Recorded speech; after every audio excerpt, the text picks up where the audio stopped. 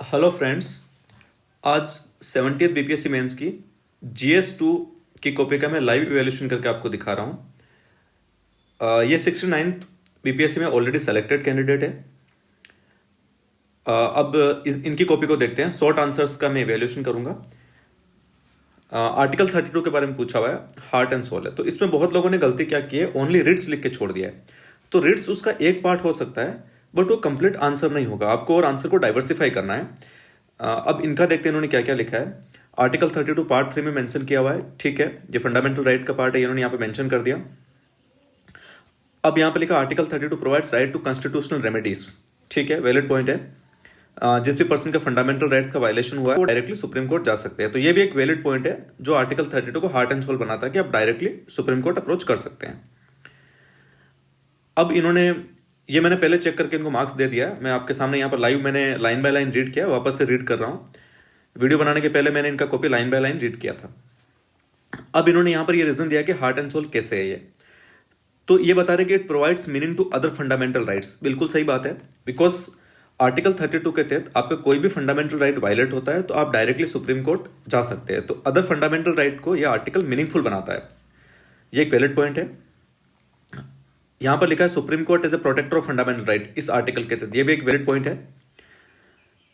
अब यहां पर जैसे मैंने बताया कि रिट आपका एक पॉइंट हो सकता है। जैसे इन्होंने इस पॉइंट में यूज किया कि इसके तहत रिट जुरिस्डिक्शन है और यहां पर रिट का नाम लिख दिया, बट कुछ बच्चों ने क्या किया, ओनली रिट्स को एक्सप्लेन कर दिया है। तो वो एक डाइवर्सिफाइड आंसर नहीं होगा।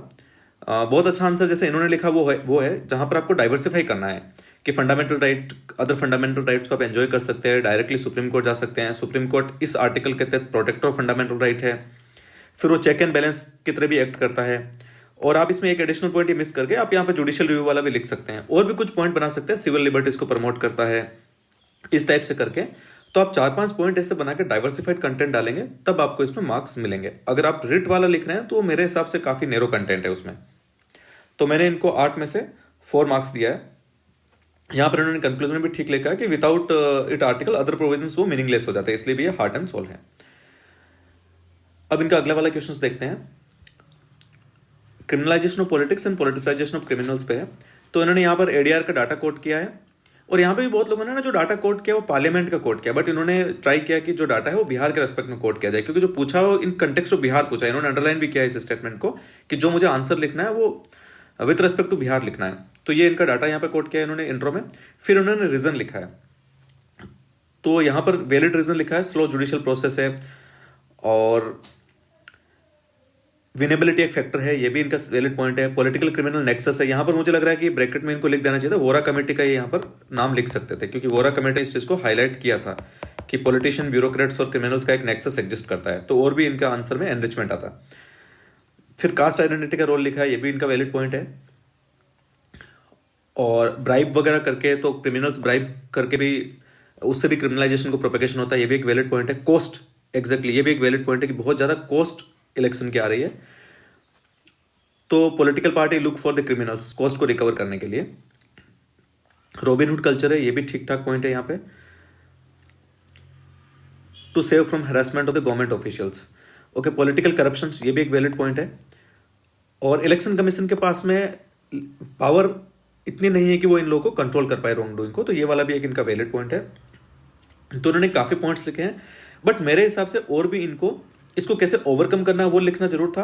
और लिली थॉमस केस का भी इनको यहां पर डालना चाहिए था कंक्लूजन में। लिली थॉमस केस क्रिमिनलाइजेशन से रिलेटेड ही है, तो वो ये यहां पर मिस कर गए हैं। अदरवाइज इनको 5 मार्क्स भी आ सकते थे, बट इन्होंने जो पूछा है वो काफी अच्छे से लिखा है।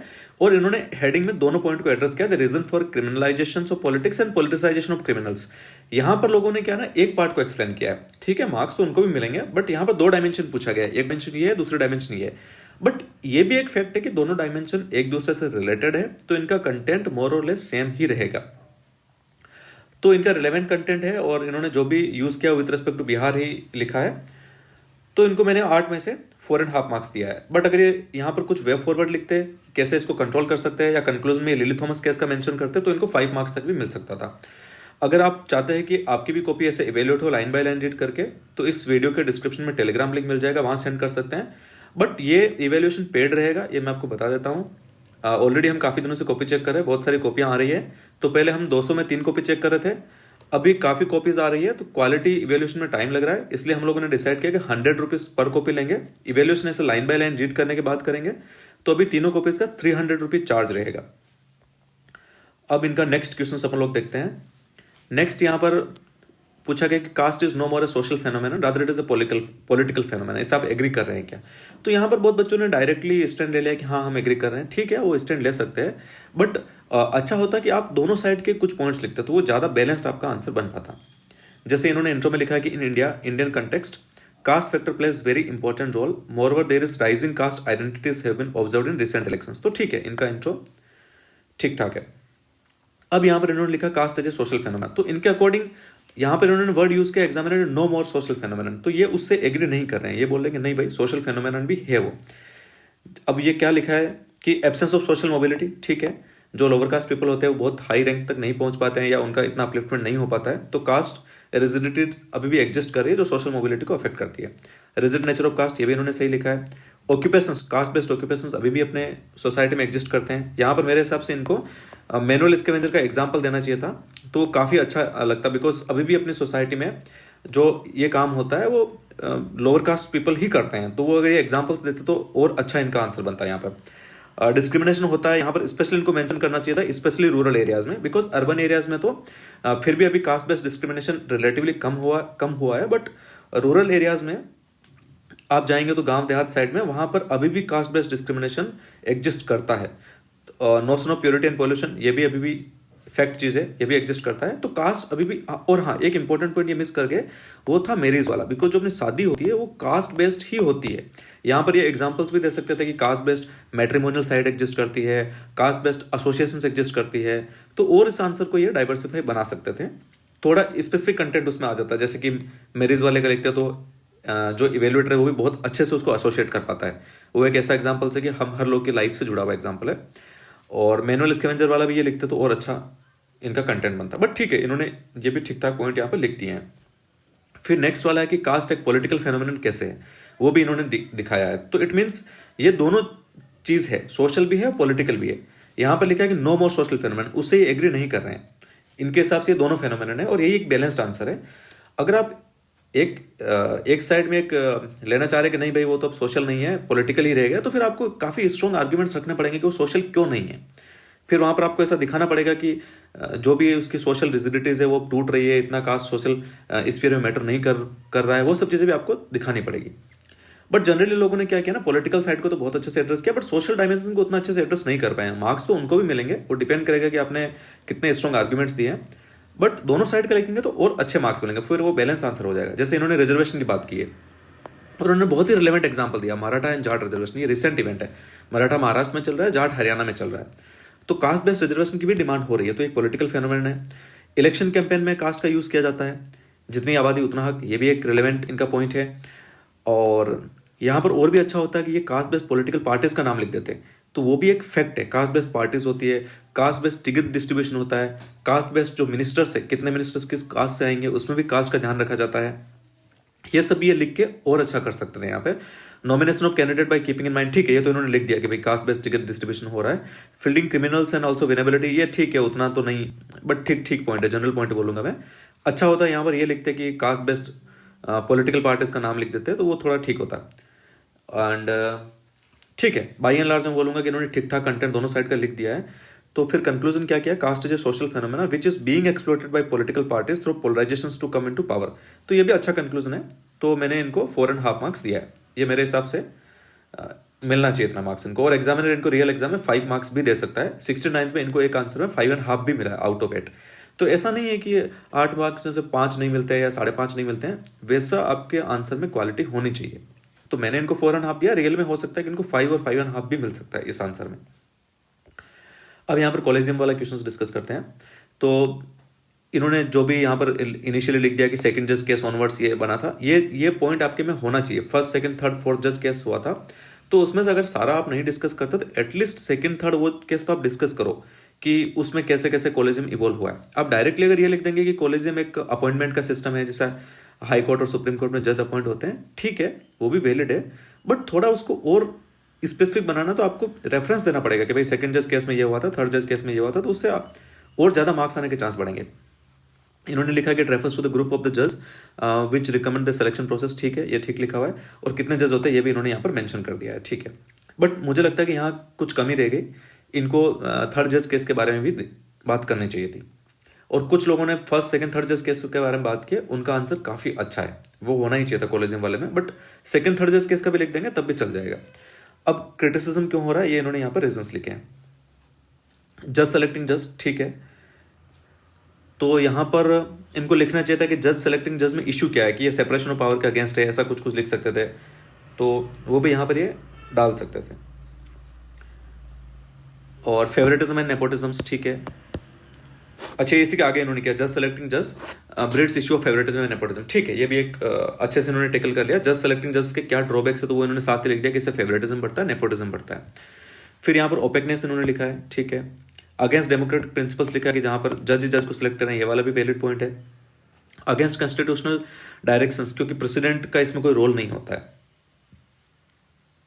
जबकि जो ओरिजिनल अपना मैंडेट है उसमें प्रेसिडेंट का रोल था अपॉइंटमेंट में, बट यहां पर कॉलेजियम में सेलेक्ट करके रिकमेंडेशन दे देता है, तो प्रेसिडेंट का रोल बहुत ज्यादा नहीं है यहाँ पे, तो ये भी वैलिड पॉइंट है इनका। और there is no parallel selection process in the world nowhere. ठीक है, इसमें मुझे लगता है कि एक और अच्छा पॉइंट ये मिस कर गया, वो ये था कि लॉ कमीशन ऑफ इंडिया ने ही शायद कुछ बोला, अंकल जज सिंड्रोम करके ऐसा कुछ उन्होंने बोला है, तो वो वाला पॉइंट भी ये डालते तो और अच्छा हो जाता। बट ठीक है, इन्होंने काफी ठीक से एड्रेस किया है और कंक्लूजन में इन्होंने एनजेएससी भी यहाँ पर बता दिया है। और अगर आप एनजेएससी का नहीं बोल के ये भी बोल सकते हैं कि एक मेमोरेंडम ऑफ प्रोसीजर पहले बन रहा था, तो एक मेमोरेंडम ऑफ प्रोसीजर तैयार होना चाहिए जिसमें जज अलोन नहीं रहेंगे, अकेले नहीं रहेंगे, जुडिशियरी की मेजोरिटी हो सकती है, बट बाकी लेजिस्लेटिव साइड से और एग्जीक्यूटिव साइड से उनका भी कुछ ना कुछ रोल होना चाहिए। कुल मिला के कहने की बात है कि कमेटी के थ्रू उनका अपॉइंटमेंट होना चाहिए जिसमें ओनली जुडिशरी नहीं होगी। तो एनजेएससी में आइडिया भी इसी के राउंड था, तो ठीक है, इन्होंने कंक्लूजन में एनजेएससी का लिखा है जो कि काफी अच्छा है। तो इनको मैंने 7 में से 4 मार्क्स दिया है यहाँ पे। थोड़ा अगर यहाँ पे और अच्छे से एक्सप्लेन करते फर्स्ट सेकंड थर्ड जज केस का, तो इनको 4.5 तक भी मिल सकता था।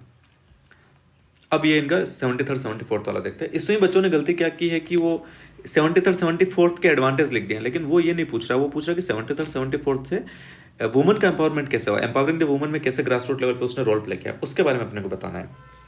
तो इन्होंने लिखा है इंट्रो में 73rd एंड 74th अमेंडमेंट, ठीक है, लोकल सेल्फ गवर्नमेंट को इन्होंने कॉन्स्टिट्यूशनलाइज कर दिया है, ओके, डिसेंट्रलाइजेशन हुआ है, ठीक है। ये ना, ये भी थोड़े कीवर्ड्स है जो ध्यान रखना चाहिए, क्योंकि ये पॉलिटिकल आंसर है तो आपको ऐसे वर्ड्स यूज करना चाहिए, जैसे कि कॉन्स्टिट्यूशनलाइजेशन हुआ है, डिसेंट्रलाइजेशन हुआ है, तो थोड़ा टेक्निकल वर्ड यूज करेंगे तो आपका आंसर जब एग्जामिनर पढ़ता है तो उसको लगता है कि हाँ भाई उस सब्जेक्ट की जो वोकेबलरी होती है वो आप यूज कर रहे हैं। ठीक है, आई एग्री कि स्ट्रेस एनवायरमेंट में इतना पॉसिबल नहीं हो पाता, बट फिर भी अगर आप कर पाते हैं तो बहुत अच्छी बात है। जैसे इन्होंने डिसेंट्रलाइजेशन वर्ड यहाँ पे यूज किया है, और नहीं भी कर पा रहे तो ठीक है, आप ये लिख दो कि 73rd 74th अमेंडमेंट के तहत क्या क्या हुआ था, एटलीस्ट इतना तो आप लिख दो इंट्रो में, कि ग्रास रूट लेवल पे पंचायत को इंट्रोड्यूस किया गया था, वो सब लिख सकते हैं। और किसी किसी लोगों ने तो उसका फीचर्स भी लिखा है कि भाई यहाँ पर ये होगा, तो वो भी ठीक है, चलेगा।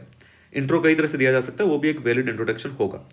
अब यहाँ पर ये डायमेंशन जो पूछा है वो एग्जिट उन्होंने हेडिंग डाली है। ये चीज एक और मैंने देखा है कि स्पेशली 38 मार्कर में देखा है, जो पूछा जाता है हेडिंग लोग वो नहीं डाल रहे हैं, कंटेंट तो वही रहेगा। जैसे आपने डिसएडवांटेज पूछा है तो आप ड्रॉबैक्स लिख रहे हैं, ठीक है, वो बात वहीं पे ही है, बट ज्यादा बेटर रहेगा कि जो आप पूछ रहा है ना क्वेश्चन में, डायरेक्ट हेडिंग वहीं से उठाओ और उसी को यहाँ पे लिख दो। वो भी लिखे हैं तो ऐसा नहीं है कि आपको मार्क्स नहीं मिलेगा, कंटेंट तो सेम ही रहता है दोनों में ही, बट अच्छा रहता है कि जो पूछा गया है डायरेक्टली हेडिंग वहीं लिख देनी है, तो उससे जो चेक कर रहा है उसको भी समझ में आता है कि हाँ भाई जो पूछा है वो आपने एड्रेस कर दिया यहाँ पे। जैसे कि empowering the woman in the following, जो पूछा गया वो डायरेक्ट इन्होंने यहाँ पर लिख दिया है। अब जैसे कि 1/3 तो उसमें था ओरिजिनल, बट बिहार में यहाँ पर 50% दिया है। एक चीज ये ध्यान और देना कि इसने विद रेस्पेक्ट टू बिहार ही पूछा है, तो ठीक है, इन्होंने बिहार के रेस्पेक्ट में ही लिखा है कि बिहार में 50% कर दिया गया है। नेक्स्ट इन्होंने लिखा है कि पावर शेयरिंग में उनको रोल मिला वुमन को, ठीक है, वो भी सही है।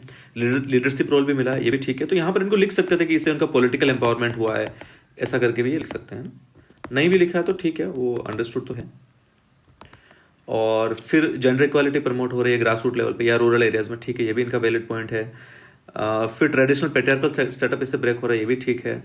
और कुछ स्कीम्स एंड प्रोग्राम्स जो वुमन है अगर वो लीडरशिप रोल में रहेगी तो उनसे उनके इश्यूज से रिलेटेड होंगे वो लॉन्च कर सकते हैं, तो ये भी इनका वैलिड पॉइंट है। अब ये लिखने के बाद इन्होंने दूसरा ये लिखा कि कुछ इश्यूज भी हैं। अब देखो, ऐसा नहीं है ना कि ये 73rd 74th अमेंडमेंट आ गया तो पूरा वुमन एम्पावरमेंट हो गया या अब कुछ बचा ही नहीं है, इश्यूज तो अभी भी है ना, तो डिस्कस करने को बोला है। तो इन्होंने पहले बोला है कि हाँ इसने एक रोल तो प्ले किया है पॉजिटिव, बट अभी भी कुछ ऐसे इश्यूज हैं जो एग्जिस्ट करते हैं। तो वो इन्होंने लिखा कि ठीक है, लीडरशिप रोल तो दिया है बट सरपंच पति का कॉन्सेप्ट आ गया। लाइक फीमेल इलेक्ट तो हो रही है बट जो भी कामकाज है वो उसका हस्बैंड ही देख रहा है। तो ये भी एक बहुत ही अच्छा पॉइंट है। फिर यहाँ पर उन्होंने लीडरशिप क्वालिटीज नहीं है। फिर लिखा है कि gender violence reflect the poor outcome, कि ठीक है आप एम्पावरमेंट के लिए ये लाए हैं लेकिन स्टिल जो जेंडर बेस्ड वायलेंस है उसमें इंक्रीज हो रहा है, एक ट्रेंड ऐसा रिफ्लेक्ट हो रहा है। तो उससे लग रहा है कि नहीं भाई वो वैसा एम्पावरमेंट भी नहीं हुआ जैसा हम लोगों ने सोचा था। तो ये 7 मार्क का क्वेश्चन है, ये काफ़ी अच्छे से एड्रेस किया। मैंने इनको 4 मार्क्स दिया, इनको 4.5 भी आ सकता है क्योंकि इन्होंने दोनों डायमेंशंस को लिखा है और सारे इनके वैलिड पॉइंट है। अगर आप भी चाहते हैं कि आपकी कॉपी भी ऐसे इवेल्युएट की जाए तो आप मुझे अपनी कॉपीज सेंड कर सकते हैं। वीडियो देखने के लिए थैंक यू।